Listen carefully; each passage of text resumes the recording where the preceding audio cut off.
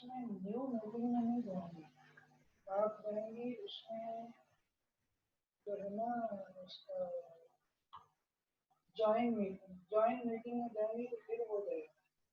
या इस तरह है कि मैं आपको डायरेक्ट मैसेज कर दूँ, आपका कोई जो है ना मैसेंजर के लिंक मुझे इस कर दें सेंड, वहाँ पे मैं आपको डायरेक्ट लिंक सेंड कर।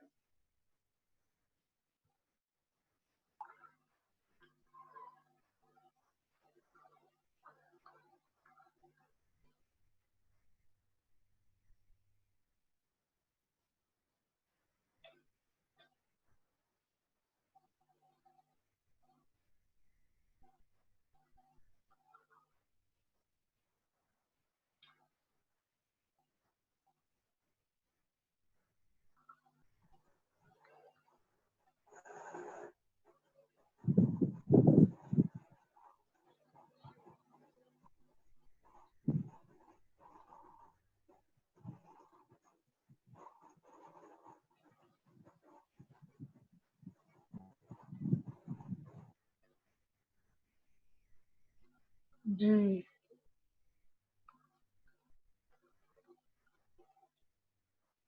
बिस्मिल्लाहिर्रहमानिर्रहीम। डियर पार्टिसिपेंट्स,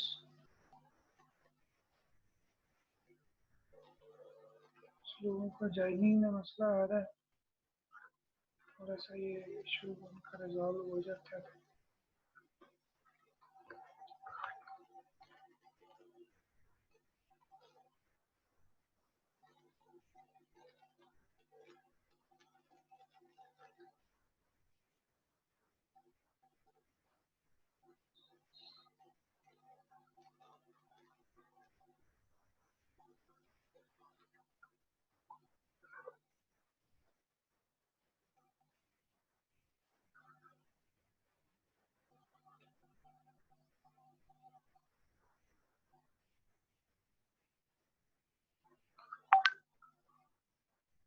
चलिए, जिनका ये ज्वाइन नहीं हो रहा, मैं ये लिंक सेंड कर देता हूँ, वहाँ से आप ज्वाइन कर लें।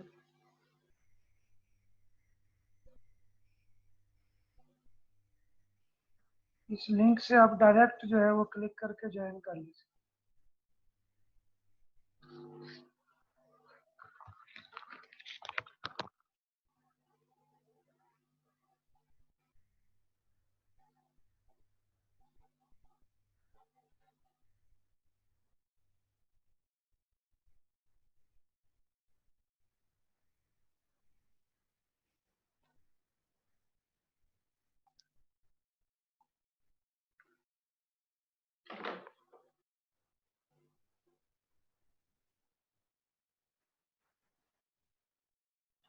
जी पार्टिसिपेंट्स स्टार्ट करते हैं जी।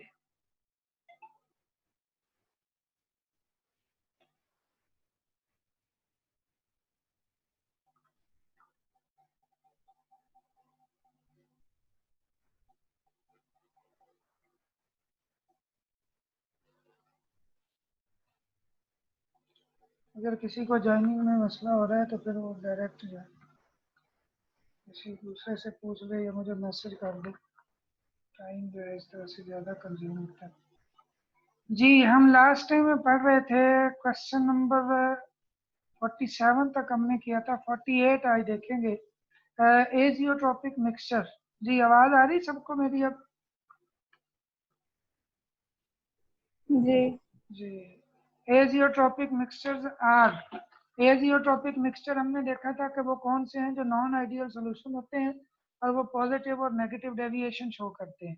तो ये कांस्टेंट बॉइलिंग मिक्सचर होते हैं, कांस्टेंट बॉइलिंग पॉइंट पे ये डिस्टिल होते हैं, ठीक है। और वो जो है वो जियोट्रॉपिक, वो विदाउट चेंज इन कंपोजिशन जो है वो हो रहे होते हैं। Negative deviation from Raoult's law in solution means. जी नेगेटिव डेविएशन राउट्स लॉ उसका क्या मतलब है? अगर आपको याद हो, इसकी मैंने एक ग्राफ इस तरह से वीडियो में बना के दिखाया था। वो थोड़ा सा इस तरह का था कि दो मुख्तलिफ सोल्यूशन थे। एक बी था जिसका प्रेशर, बॉइलिंग वेपर प्रेशर ये है, एक ए है जिसका वेपर प्रेशर ये है, एक का ज्यादा होता है एक का कम होता है, इस तरह से ये आइडियल सोल्यूशन के लिए ये लाइन होती है, जिसमें नीचे इनके सोल्यूशन थे, ए इसमें 100 था, बी 0 था, इसी तरह ये 90-10, ये 80-20, ये 70-30 सो ऑन। यहाँ पे आके ए 0 हो गया और बी 100 हो गया। मतलब ये था कि यहाँ पे प्योर बी है और यहाँ पे प्योर ए है, और इनके वेपर प्रेशर से पता चल रहा है कि बी का वेपर प्रेशर कम है, इसका वेपर प्रेशर कम है तो इसका बॉइलिंग पॉइंट ज्यादा होगा, ठीक है, और जिसका वेपर प्रेशर ज्यादा होता है उसका बॉइलिंग पॉइंट कम होगा। ये तो था आइडियल के लिए, लेकिन जब पॉजिटिव या नेगेटिव डेविएशन थी तो इसमें मैंने ग्राफ में बताया था कि अगर इस तरह का ग्राफ आता है किसी भी सॉल्यूशन के लिए तो ये पॉजिटिव डेविएशन है, और अगर ऐसा कुछ ग्राफ आता है तो ये नेगेटिव डेविएशन है। अब इसमें नेगेटिव डेविएशन का बताया हुआ है क्वेश्चन के अंदर, अगर आप देखें तो वो कह रहा है कि अगर नेगेटिव डेविएशन हो सॉल्यूशंस के high boiling points, low vapour pressure. जी, क्योंकि वेपर प्रेशर यहाँ पे आके ये डिस्टिल होगा, तो इसमें बॉइलिंग पॉइंट वेपर प्रेशर कम हो गया, वेपर प्रेशर कम होगा तो बॉइलिंग पॉइंट बढ़ जाएगा, तो ये आ जाएगा इसमें high boiling point and low vapour pressure. इसी तरह 50 क्वेश्चन देखे, positive deviation from Raoult's law in solution means, positive deviation में boiling points high vapour pressure, वो उसका उलट हो जाएगा। एजियोट्रोपिक मिक्सचर जो है वो क्या कौन से होते हैं? अब ये दोनों जो पॉजिटिव और नेगेटिव डेविएशन शो कर रहे होते हैं ये एजियोट्रोपिक मिक्सचर्स होते हैं, और ये रोड्स लॉ को ओबे नहीं करते। जो नहीं रोड्स करते। वो ये दरम्यान वाली लाइन पे आएगा, ठीक है। इसी तरह से ये एजियोट्रोपिक मिक्सचर कैन बी सेपरेटेड, ये जो है इनको हम सेपरेट करते हैं वैक्यूम डिस्टिलेशन से। फ्रैक्शनल डिस्टिलेशन जो है वो उनके लिए था जो जियोट्रोपिक मिक्सचर्स होते हैं। आप नेक्स्ट चलते हैं, नेक्स्ट क्वेश्चन देखें तो इसमें an ideal solution is one in which when component A and B are mixed, जी तो क्या होगा? Choose the correct one from the following. Ideal solution के लिए क्या होता है?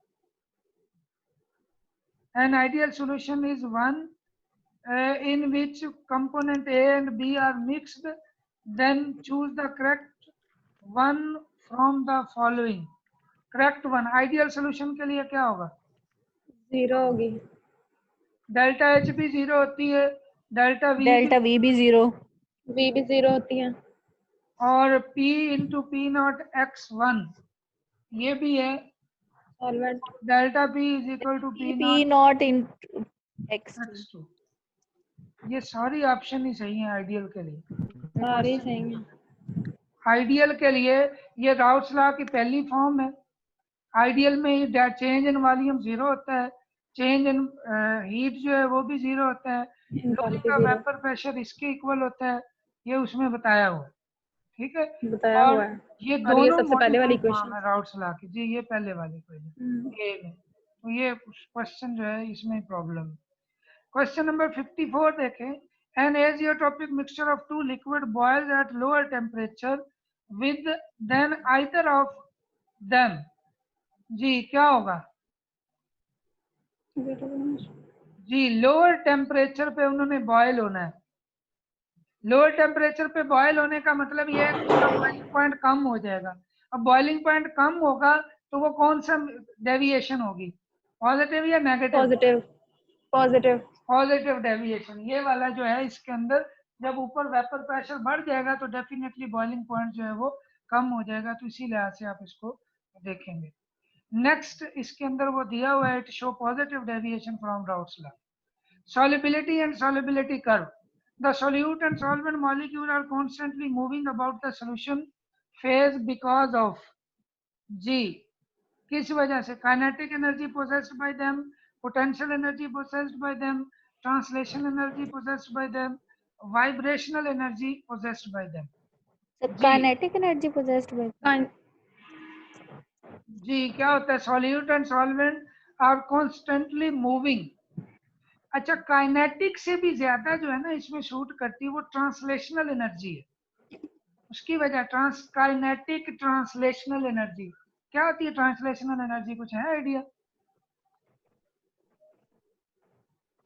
किसी को कोई आइडिया? ट्रांसलेशन होती है Motion movement in of straight position, line. इस तरह से होती है जिसमें वो पोजीशन अपनी चेंज कर रहे होते हैं, मॉलिक्यूल या To and particle. from motion. जी नहीं, वो ऐसे ही करें। वाइब्रेशनल होती है। वो अब ये कह लें कि वो एक ही जगह पे नहीं होती, कभी वो किसी पोजीशन पे है, कभी किसी पोजीशन पे है, कभी मतलब हर जो है वो लम्हे अपनी Motion position in change straight कर। line. ठीक है, हाँ जी ऐसे ही कह लें, translational energy possessed by them, ये वाली उसकी ऑप्शन होगी। If excess solid is present in solution then rate of dissolution and rate of crystallization, जी क्या होगा? एक्सेस सॉलिड पड़ा हुआ होगा तो rate of dissolution and rate of crystallization क्या होगा? बिकम इक्विलिब्रियम, कि जितने जो हैं वो पार्टिकल या सॉल्यूट जो होते हैं, ये एक इक्विलिब्रियम स्टेट आती है कि जब आप सैचुरेटेड सोल्यूशन बना लेते हैं, मैक्सिमम अमाउंट ऑफ सॉल्यूट आपने डिसॉल्व कर ली, और वो इतनी इसका आपको पता भी नहीं लगता कि क्या आपने मैक्सिमम कर लिया या नहीं कर ले। इसकी इंडिकेशन सिर्फ इस बात से होती है कि आपने मजीद उसके अंदर वो साल्ट या क्रिस्टल ऐड करनी है और अब वो उसके अंदर डिसॉल्व नहीं हो रही, इसका मतलब वो अनडिजॉल्व फॉर्म में वो नीचे पड़ी हुई, अब वो जो है वो सोल्यूशन का हिस्सा नहीं है।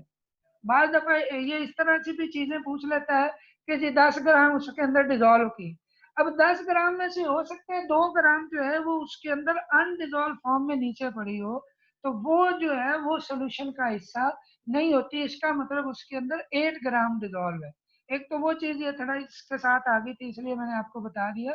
दूसरा, जब अनडिजॉल्व पड़ा हो और कुछ उसके अंदर डिजॉल्व भी हो, तो वो दोनों जो प्रोसेस होते हैं वो इक्वल रेट से उसके अंदर जो है वो चल रहे होते हैं, तो बिकम इक्वल आएगा इसके अंदर।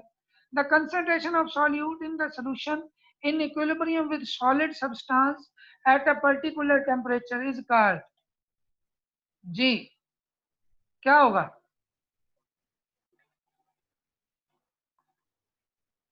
किसी को आइडिया कुछ? Solubility. सॉल्युबिलिटी, सॉल्युबिलिटी की डेफिनेशन ही है ये amount of solute, maximum amount of solute dissolved in a particular amount of solvent at particular temperature to make it saturated। जब उसने ये कह दिया ना कि concentration of solute in the solution in equilibrium with solid, इसका मतलब equilibrium में तब भी आएगा जब वो एक्सेस अमाउंट में डिसॉल्व हुआ होगा। अगर सैचुरेटेड सॉल्यूशन से कम अमाउंट में है तो वो इक्विलिब्रियम नहीं आएगा उसमें, तो अभी उसने मजीद डिसॉल्व होना है। जब इक्विलिब्रियम आ गया इसका मतलब सॉलिड सॉलिड हालत में पड़ा है और मैक्सिमम जितना डिसॉल्व होना था वो हो चुका। इसका मतलब जो डिसॉल्व हुआ है वो सैचुरेटेड सॉल्यूशन है और वो सॉलिड के साथ इक्विलिब्रियम में है, तो उस केस में वो जो मैक्सिमम अमाउंट डिसॉल्व हुई होती है उसी को हम सॉल्युबिलिटी कहते हैं, और ये टेम्परेचर डिपेंडेंट होती है, इसलिए इसके साथ हमेशा एट पर्टिकुलर टेम्परेचर लिखा हुआ आता है। A curve drawn between solubility and temperature, solubility curve इसको बोलते हैं। Type of solubility curve which do not show sharp break anywhere।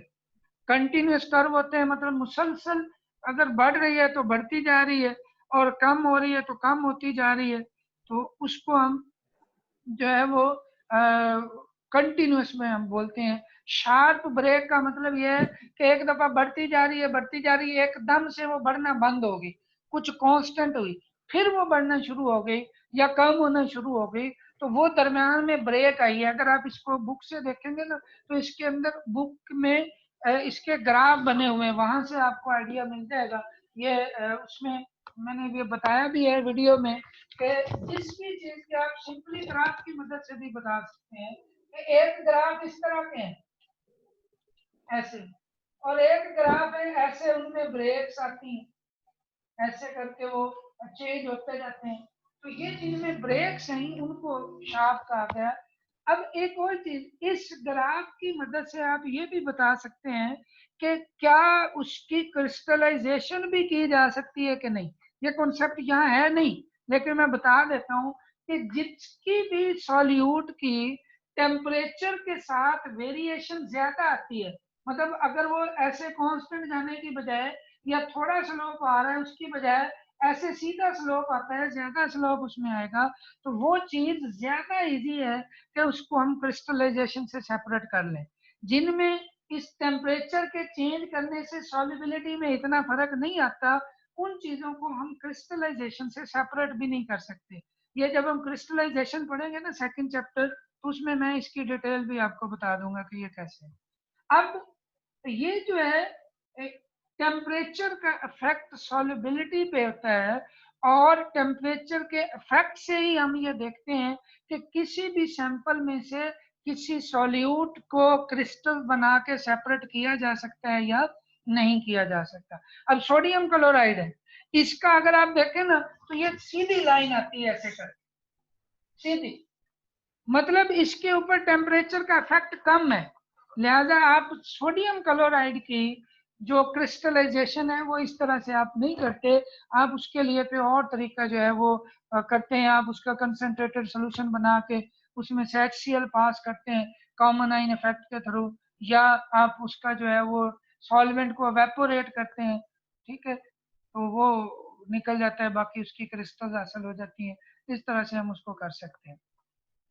A curve drawn between solubility and temperature. अच्छा जी, the type of solubility curve which do not show sharp break anywhere, वो कौन सा होता है जी? Continuous solubility curve होता है। Solubility of caesium, cerium sulphate है decrease with increase in increase temperature. in temperature. ये जो है उसमें बताया हुआ भी है बुक के अंदर, वहां से आपको जो है उसका ग्राफ देख के आप आइडिया बता सकते हैं जी। इसके बाद अगर आप देखें, नेक्स्ट है जी कॉलिगेटिव प्रॉपर्टीज।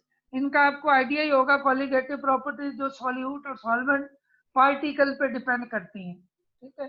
ज्यादातर कुछ बुक्स में ये आता है कि सिर्फ सॉल्यूट का लिखा होता है, लेकिन ओवरऑल जो उसके अंदर पार्टिकल्स होते हैं उस पर डिपेंड करती हैं। 10% aqueous solution of glucose freezes at, जी क्या होगा? आपने क्या किया, उसका सोल्यूशन बनाया है, ग्लूकोज उसके अंदर डाली है, पानी के अंदर, एक्वस सोल्यूशन है ना पानी में, तो पानी का फ्रीजिंग पॉइंट क्या होता है? वैसे प्योर हालत में उसका फ्रीजिंग पॉइंट होता है 0 डिग्री सेंटीग्रेड। तो इस केस में क्या होगा? कॉलिगेटिव प्रॉपर्टीज आपने पढ़ी है, एलिवेशन इन बॉइलिंग पॉइंट होता है किसी भी चीज का, जब हम Depression सोल्यूशन and बनाते freezing. हैं तो उसका बॉइलिंग पॉइंट बढ़ जाता है। Depression in freezing point, freezing point कम हो जाता है। अब फ्रीजिंग पॉइंट Less कितना than है? 0. वाटर का 0 है, तो 0 से कम हो जाएगा, वैल्यू हम नहीं भी पता, एग्जैक्ट हम नहीं भी बता सकते, तो 0 हो जाएगा, ठीक है। लेस देन 0, सॉरी, 0 उसका अपना था, लेस देन 0 आ जाएगा जो उसको एक्सप्लेन करता है। Vapour pressure of an aqueous solution of glucose is more than vapour pressure, less than vapour pressure of pure solvent, क्या होगा जी? Colligative property lowering of vapour pressure होता है, तो सोल्यूशन का वेपर प्रेशर हमेशा प्योर सॉल्वेंट से less होगा। Less होगा. बी ऑप्शन है कि when common salt is dissolved in water, boiling point of water decreases, both Increase melting and होगा. Boiling point decrease, boiling point of solution is increase, Increase. Increases, ठीक है। Elevation in boiling point होती है जब हम उसका solution बनाते हैं जी। नेक्स्ट देखें, which of the following,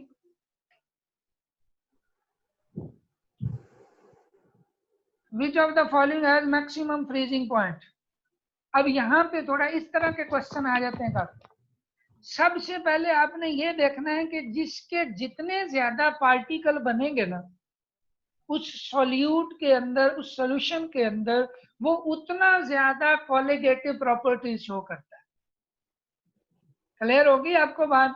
number of particles solute solvent overall, या सॉल्वेंट सब में कॉमन हो, तो हम सॉल्यूट पार्टिकल पे डिपेंड करते हैं। तो सॉल्यूट पार्टिकल जिसमें जितने ज्यादा बनेंगे उतना उसका क्या होगा जी? उतना क्या होगा? Freezing point कम ये जो होना चाहिए. कॉलिगेटिव प्रॉपर्टीज होंगी वो ज्यादा इफेक्ट होंगी, ठीक है, ज्यादा वैल्यूज में आएंगी। अब यहाँ पे एक क्वालिटेटिव प्रॉपर्टी की बात की गई है, वो डिप्रेशन इन फ्रीजिंग पॉइंट है। अब उसने कहा which of the following has maximum freezing point. अब फ्रीजिंग पॉइंट एक वैल्यू है, उसमें कमी आनी है, उसके अंदर जब हम कोई सॉल्यूट डालते हैं उसमें कमी आनी है। अब कौन सा सॉल्यूट सबसे ज्यादा कमी लाएगा, वो फ्रीजिंग पॉइंट सबसे कम कर देगा। तो उसमें सबसे ज्यादा वाला वो होगा जिसके पार्टिकल सबसे कम बनेंगे। अब अगर आप देखें सब की क्वांटिटी को देखें, तो इस क्वांटिटी में पहले मैं 1 molar urea, 1 molar sodium chloride, 1 molar potassium chloride, 1 molar calcium chloride. अब बताएं इसमें सबसे ज्यादा पार्टिकल सोल्यूशन के अंदर किसके होंगे? क्वांटिटी सबकी सेम है, कैल्शियम क्लोराइड। क्वांटिटी सबकी सेम है। एक मोल है ना, मोलर का मतलब एक मोल 1 किलोग्राम में, तो 1 मोल सबका है। अब 1 मोल यूरिया का हो, यूरिया मॉलिक्यूलर फॉर्म में होता है, इसके जो मॉलिक्यूल होंगे वो कितने होंगे 1 मोल में? वो गैड्रोन नंबर होंगे ना, 6.02 into 10⁻23। वो ग्राम मैस है। यहाँ पे m फॉर मोलल है, मोल है, और मोल में मॉलिक्यूल्स की तादाद आपने देखनी है, पार्टिकल्स की तादाद। यूरिया डिसॉल्व करेंगे तो Na होगी, NaCl करेंगे तो वैसे तो ये 1 मोल है, लेकिन जब ये डिसॉल्व हो जाएगा तो सोडियम आयन अलग होंगे, क्लोराइड आयन अलग होंगे। अब 1 मोल सोडियम आयन बनेंगे, 1 मोल क्लोराइड आयन बनेंगे, तो टोटल 2 मोल हो जाएंगे सोल्यूशन की फॉर्म में। ठीक है, पार्टिकल जो होंगे सोडियम क्लोराइड के वो 2Na हो जाएंगे। इसी तरह पोटाशियम क्लोराइड वो भी 2Na हो जाएंगे। कैल्शियम क्लोराइड देखें तो इसमें 2 क्लोराइड 1 कैल्शियम, एक मॉलिक्यूल 3 आयन पैदा करता है, तो अगर Na मॉलिक्यूल हो तो उसको 3 से मल्टीप्लाई करेंगे तो ये 3Na हो जाएगा। इट्स मीन ये सबसे ज्यादा कैल्शियम क्लोराइड होगा, बाकी पोटाशियम क्लोराइड और सोडियम क्लोराइड ये दोनों बराबर होंगे। सबसे कम मॉलिक्यूल किसके होंगे? यूरिया के होंगे। तो यूरिया जो है वो सबसे कम डिप्रेशन काज करेगा फ्रीजिंग पॉइंट में, लिहाजा इसका फ्रीजिंग पॉइंट जो होगा वो सबसे ज्यादा होगा। सबसे कम किसका होगा? सबसे कम फ्रीजिंग पॉइंट? ओह अच्छा, कैल्शियम क्लोराइड का। कैल्शियम क्लोराइड का, बिकॉज उसके अंदर पार्टिकल्स की तादाद सबसे ज्यादा होगी। Molar boiling point constant. जी सर एक क्वेश्चन है। जी जी सर जो मोलर मैस के साथ भी तो रिलेशन दिया हुआ है, सारी प्रॉपर्टीज का इनवर्स रिलेशन मैं है। आपको बताता हूँ, मोलर मैस अगर आप उस कैलकुलेशन में जाएंगे तो ये बड़ा लेंथी हो जाता है। मैंने आपको बताया colligative properties depends upon the particles. अब आपने पार्टिकल्स निकालने हैं, आप चाहे तो 1 मोलर के लिहाज से उसका मैस निकालें, फिर उसके पार्टिकल निकालें। समझ आ गई मेरी बात? आपने ये देखना है कि फ्रीजिंग पॉइंट में जो चेंज आनी है वो डिपेंड किस पे कर रही है? वो डिपेंड कर रही है उस सॉल्यूशन के अंदर सॉल्यूट के पार्टिकल्स। अब पार्टिकल्स आप चाहे मैस निकाल के वो सारी कैलकुलेशन करके पार्टिकल्स पे आए, या डायरेक्ट आपको पता है 1 मोलर का मतलब 1 मोल है, सॉल्वेंट सब में सेम है। ठीक है, तो 1 मोल में उसके कितने आयन बनेंगे या मॉलिक्यूल बनेंगे जो वो डिसॉल्व हो? डिसॉल्व फॉर्म में देखना है, डिसॉल्व फॉर्म में, तो उसके आप कैलकुलेट करेंगे। अब इसमें भी उसने एग्जैक्ट वैल्यू भी सबकी नहीं पूछी, उसने बस ये पूछला कि इसके सबसे ज्यादा है। तो आप ये देखें कि जिसके मॉलिक्यूल सबसे ज्यादा होंगे, जिसके पार्टिकल सबसे ज्यादा होंगे, वो सबसे ज्यादा फ्रीजिंग पॉइंट डिप्रेशन काज करते हैं। ठीक है, तो आप वो लंबी चौड़ी कैलकुलेशन में क्यों जा रहे हैं? सर दोनों, मैं आपको वही बता रहा हूँ, निकाल सर सकते हैं दोनों आप। सेम, सर सेम नहीं आ रहे। सर मतलब अगर मोलर मैस के अकॉर्डिंग करेंगे तो NaCl आता है, और ये पढ़ा हुआ है एक जगह मैंने। NaCl 58.5, urea 60। सर KCl का भी ज्यादा होगा और कैल्शियम क्लोराइड का भी बहुत ज्यादा होगा। मेरी बात सुने, आप सर मोलर मैस डेल्टा निकाल, TF मेरी इज बात सुने ना, inversely related to the molar mass. मेरी बात सुने, सात जो वैल्यू है इसका क्या मतलब है? 1m जो लिखा हुआ है इसका सर मतलब क्या है? 1 molar molality, solution, molality. Molality.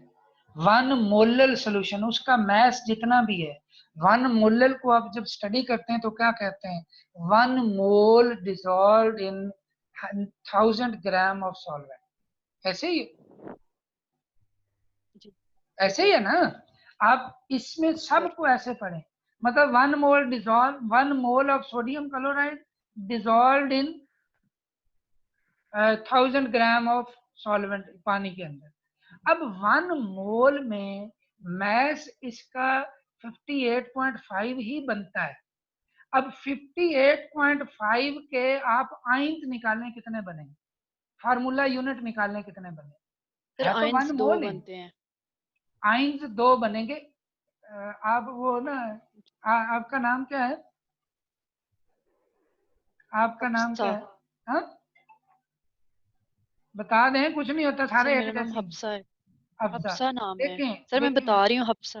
अच्छा प्रॉब्लम पता है क्या, जब आप 1 मोल, ये देखें थोड़ा सा आप इस चीज को देखें, ये फर्स्ट चैप्टर में हम इस पर बात कर चुके हैं, शायद आपने वो तब नहीं ज्वाइन किया था या कुछ।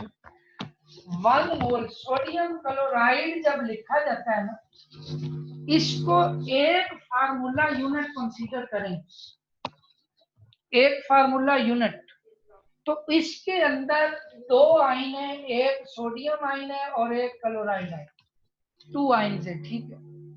जब आप ये कहते हैं कि इसका 1 मोल लिया जाए, इसका क्या मतलब होगा, 1 मोल का मतलब 1 मोल सोडियम आयन। 58.5 ग्राम है, ऐसे ही, जी ऐसे ही। अब जी सर। 58.5 ग्राम में आप सोडियम क्लोराइड आइंस की तादाद निकाल लें, चलें कैसे निकालेंगे, sir 1 mole sodium ions and 1 mole chloride ion. 1 mole chloride ion, ठीक हो गया। इसका मतलब ये हुआ कि टोटल 2 मोल हो जाएंगे, ऐसे ही, जी 1 सर मोल जी ये, सर। 1 मोल ये, 2 मोल हो गए। और आपको पता है 1 मोल में पार्टिकल कितने होते हैं, 1 मोल में आयन कितने होंगे ये पार्टिकल, Na एवोगैड्रोस। Na होंगे। अगर ये इसके 2 एवोगैड्रोस मोल ले रहे हैं तो ये कितने हो जाएंगे, 2Na। 2 Na। यही मैं बता रहा हूं कि 1 जी मोलर का मतलब, आप सॉल्वेंट को छोड़ दें, आप सिर्फ उसको देखें कि आपने सोडियम क्लोराइड कितनी क्वांटिटी में लिया, 1 मोलर का मतलब 1 मोल आपने लेना है, क्लियर होगी बात। 1 मोल का मतलब इतने ग्राम, इतने ग्राम का मतलब इतने आयन, जी सर। ठीक ठीक है। मतलब ये हुआ कि 1 मोल सोडियम क्लोराइड 1000 ग्राम पानी में डिसॉल्व हो तो इतने आयन होते हैं। अब इसी तरह 1 मोल यूरिया ले लें, यूरिया जो होता है वो उसी तरह डिसॉल्व होता है, NH2CO, NH2 ट्वाइस CO। इसमें ये हाइड्रोजन बॉन्डिंग के थ्रू पोलर होता है तो ये पानी में डिसॉल्व हो जाता है, लेकिन ये आयोनाइज नहीं होता, ये ड्यू टू हाइड्रोजन बॉन्डिंग पानी में डिसॉल्व होता है। लिहाजा ये पूरा पैकेट पानी में जाके भी एज सच पैकेट ही रहता है। अब इसका 1 मोलर लेना का मतलब क्या है, इसका भी 1 मोल लेना, क्लियर होगी बात। इसके अंदर मॉलिक्यूल कितने जी होंगे, सर। एवोगैड्रोस। इसके Na। अंदर Na होंगे, क्लियर हो गया। अब दूसरा देखें, नेक्स्ट जो है जी कैल्शियम क्लोराइड, उसमें कितने बन रहे हैं, 3 आयन, 2 क्लोराइड सर के और एक 3 आयंस बनेंगे तो 3 3 Na। आयन एक फार्मूला यूनिट से बनेंगे तो वो 3 Na हो जाएगा। कैल्शियम। इसी तरह पोटाशियम क्लोराइड कितना बन जाएगा, जी 2 Na, इसी तरह 2 Na। ठीक है। अब इनमें सबसे कम जो है वो किसमें है, जो Na था वो कौन सा था, यूरिया में। यूरिया वाला, ठीक है, इसलिए है। यूरिया में। बाकी जो आप बात कर जी रही है जी ना, वो ये हो सकता है कि जब आप 1 मोल ना साथ बताएं, आप ये कह दें कि equal mass of different substances, तो उस केस में फिर आप क्या करते हैं कि उनका मोलर मैस पे डिवाइड करके पहले उनके मोल बनाते हैं, ठीक है। फिर आप उसमें देखेंगे कि पार्टिकल कितने बनेंगे, जी और जिसके सबसे ज्यादा पार्टिकल बनेंगे वो सबसे ज्यादा इफेक्ट होगा। ठीक है, उसमें डिप्रेशन एंड फ्रीजिंग पॉइंट सबसे ज्यादा होगा। जी आपने इस चीज पे, इसमें जी तो उसने हमारे लिए बड़ी आसानी कर दी कि डायरेक्ट मोल में क्वांटिटी बता दी। अगर वो ग्राम में बताता है या वैसे बता देता है कि इक्वल मैस है सबका, तो फिर हमारी कैलकुलेशन वो उस तरफ जाएंगी कि हम सबका मैस देखेंगे, फिर उसके मोलर मैस पे डिवाइड करके उसके मोल बनाएंगे, फिर मोल से हम उसके पार्टिकल कैलकुलेट करेंगे, और फिर जिसके पार्टिकल सबसे ज्यादा होंगे वो ज्यादा इफेक्ट करेगा और जिसके कम होंगे वो कम इफेक्ट करेगा। क्लियर होगी ये बात? जी, कुछ हद जी तक हुए जी सेटिस्फाई थैंक कि यू नहीं? सर। चले। हाँ जी सर, हो गए सर। वो बस इसी वजह से कंफ्यूज हुए ना, मैथमेटिकल एक्सप्रेशन दिया हुआ है delta TF is directly proportional to molality. Molality लफ्ज लिखा है इसीलिए मैंने कहा ये मोलल ही है जी जी जी, वो सर, बस यही कंफ्यूजन थी। ठीक है सर। ठीक ठीक हो। चले, नेक्स्ट देखते हैं जी। नेक्स्ट में ये मीटिंग एंड होने वाली है, नेक्स्ट मीटिंग इंशाल्लाह स्टार्ट करेंगे। मेरा ख्याल है होगी।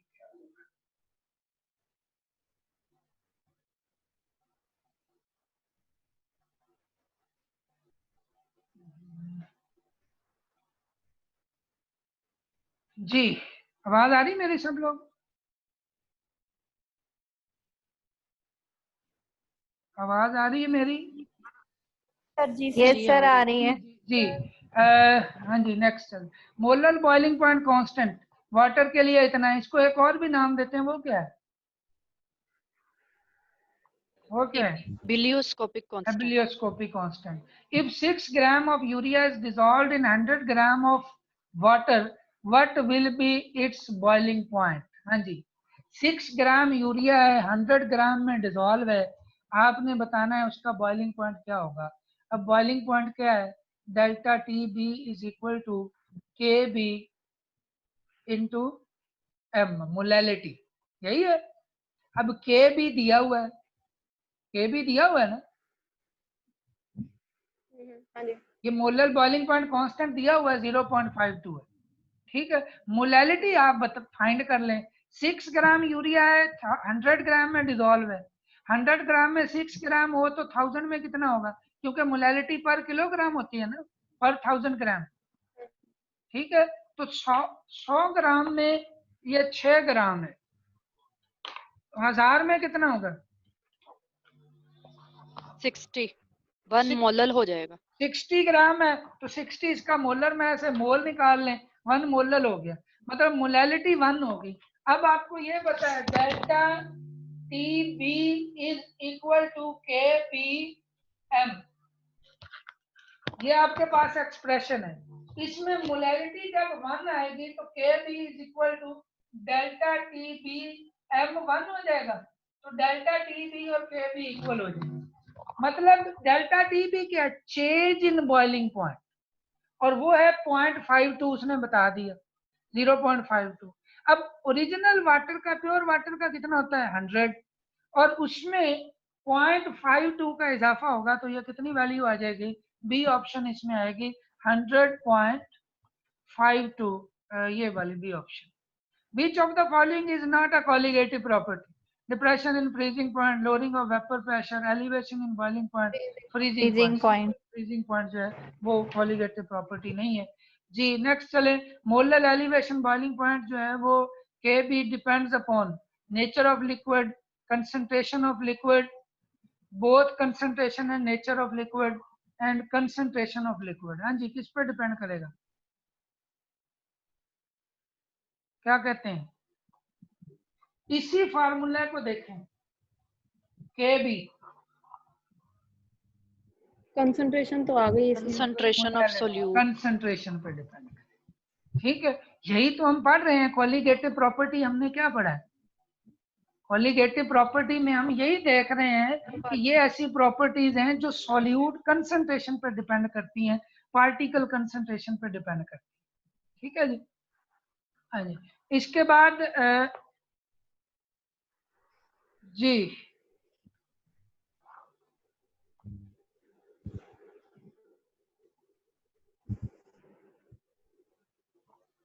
नेक्स्ट देखें बिलियोस्कोपी, नहीं, The molar freezing point constant is the ratio of depression in freezing point to the molality. Molality ये सी होगा, ठीक है, यही है ना, यहाँ पे एफ हो तो ये एफ हो जाएगा और ये दूसरी तरफ ले जाएंगे तो ये रेशियो निकल आएगी, मोलालिटी होगी. Ebullioscopy is the term connected with ebullioscopy elevation in boiling point, कहीं दिया हुआ है, उसके साथ कनेक्ट करते हैं इसको जी. नेक्स्ट देखें, cryoscopy is term connected with depression in freezing point. K F जो होता है उसको हम मोलर फ्रीजिंग पॉइंट कांस्टेंट या क्रायोस्कोपिक कांस्टेंट भी बोलते हैं. Which will cook food more easily. हाँ जी, alcoholic water, pure water, saline water, slight amount of HCl in water. हाँ जी, क्या कहेंगे? ये तो पहले आपको ये पता होना चाहिए कि प्योर वाटर, प्योर वाटर में ज्यादा कुक करेगा. अच्छा, कुकिंग का आप क्या समझते हैं? जी. कुकिंग लिक्विड की नेचर पे कैसे डिपेंड करता है? देखें, कुकिंग का टाइम कितना लगेगा वो उस लिक्विड की बॉइलिंग पॉइंट पे डिपेंड करेगा. किसी भी चीज का बॉइलिंग पॉइंट ज्यादा होगा तो वो जल्दी कुकिंग करेगा, बिकॉज ये बात मैं पहले बता चुका हूं कि बॉइलिंग पॉइंट तक जितनी हीट दी जाती है वो सारी की सारी उस लिक्विड में रहती है, ठीक है. बॉइलिंग पॉइंट आने के बाद जितनी हीट देंगे वो सारी उस लिक्विड को वेपर्स में कन्वर्ट करने के लिए यूज होती है. अब जिसका बॉइलिंग पॉइंट कम है वो थोड़ा सा आपने गर्म किया, उसका बॉइलिंग पॉइंट आ गया, उसके बाद वो वेपर्स में चेंज होना शुरू हो जाएगा. वो लिक्विड उतना गर्म नहीं होता. पेट्रोल जितना मर्जी गर्म कर लें, ये एथेनॉल है या मेथनॉल है, जितना मर्जी गर्म करके आप इसको स्किन पे लें, क्योंकि उसका टेम्परेचर कभी 70 या 56 से ऊपर जाएगा ही नहीं, तो उससे उतनी बर्निंग नहीं होगी. लेकिन आप अगर ऑयल की बात करें, जैसे ये कुकिंग ऑयल होते हैं, इनके बॉइलिंग पॉइंट 200 प्लस की रेंज में होते हैं. मतलब उस टेम्परेचर तक जितनी हीट दी जाती है वो उसके अंदर रहती है. अब वो सारी हीट की वजह से वो ज्यादा देर तक उसके अंदर जो हीट रहती है, उसके अंदर कोई भी चीज आप डालेंगे तो वो उसको इतनी स्ट्रॉन्ग हीट देगा कि वो उसको जल्दी तैयार कर देगा. यही वजह, ये समोसे वगैरह जो होते हैं ये हम ऑयल में फ्राई करते हैं, कभी पानी में नहीं करते. पानी का टेम्परेचर कभी भी 100 से अबव नहीं जाता ओपन में. हाँ, प्रेशर कुकर जब यूज करते हैं तो वो चला जाता है ऊपर. लेकिन इसके अंदर जो है, जब आप देखें दो चीजें हमने इसमें, प्रेशर कुकर के अंदर हम क्या करते हैं, boiling point of water increase करते हैं बाय इंक्रीजिंग एक्सटर्नल प्रेशर. अब एक्सटर्नल प्रेशर की बजाय उस सॉल्यूशन के अंदर, उस लिक्विड के अंदर कोई चीज हम मिक्स कर दें जिससे उसका बॉइलिंग पॉइंट बढ़ जाए, एलिवेशन इन बॉइलिंग पॉइंट हो, तो उससे भी वो उसके अंदर जो पड़ी चीज होती है वो उसको ज्यादा हीट मिलेगी, क्योंकि वो ज्यादा देर तक लिक्विड में रहेगा, बॉइलिंग पॉइंट जो बढ़ गया, तो इसलिए वो जल्दी कुक हो जाएगा उसके अंदर जो पड़ी चीज होगी. ये बात समझ आई कि नहीं जो मैं बता रहा हूँ? क्लियर होगी ये? अब आप देखें कि इसमें से किसका बॉइलिंग पॉइंट सबसे ज्यादा हो. अल्कोहलिक वाटर का तो आपको पता है अल्कोहल उसके अंदर होगा, ठीक है. प्योर वाटर है या उसके अंदर सलाइन वाटर है. सलाइन वाटर कौन सा होता है? सलाइन वाटर कभी सुना है?